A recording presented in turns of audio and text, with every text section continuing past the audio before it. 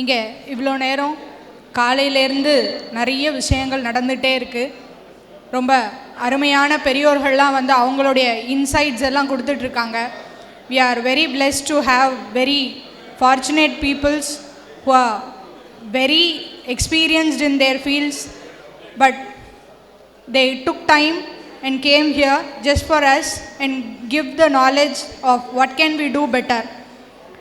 We have been seeing peoples from great areas, and now it is about lunch time. இப்போது சாப்பிட்ற நேரம், அதாவது செவிக்கு உணவில்லாத போது சிறிது வயிற்றுக்கும் ஈயப்படும் அப்படிங்கிறது மாதிரி இப்போது சாப்பிட்ற நேரம். இது முடிச்சுட்டு உண்ட மயக்கம் தொண்டருக்கும் உண்டு, தொண்டர் இல்லை நாம் எல்லா தலைவர்கள், அதனால் நமக்கெல்லாம் மயக்கம் இல்லை. அது முடிச்சுட்டு அடுத்தது நிகழ்ச்சிகள்லாம் நடக்க இருக்குது.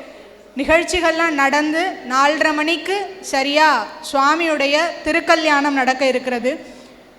பெருமாள் சாக்ஷாத் ஸ்ரீனிவாச பெருமாளும் பத்மாவதி தாயாருமாக இங்கே வந்து இருந்து நமக்காக இங்கே திருக்கல்யாணம் பிரத்யேகமான முறையில் டாக்டர் சுமதி அவர்களுடைய வழிகாட்டுதலின்படி பிராமணர்களுடைய அந்த வேத மந்திரங்களோடு பெருமாளுடைய ஆசி 4:30 மணியிலேருந்து 6 மணி வரைக்கும் நமக்கு கிடைக்க இருக்கிறது.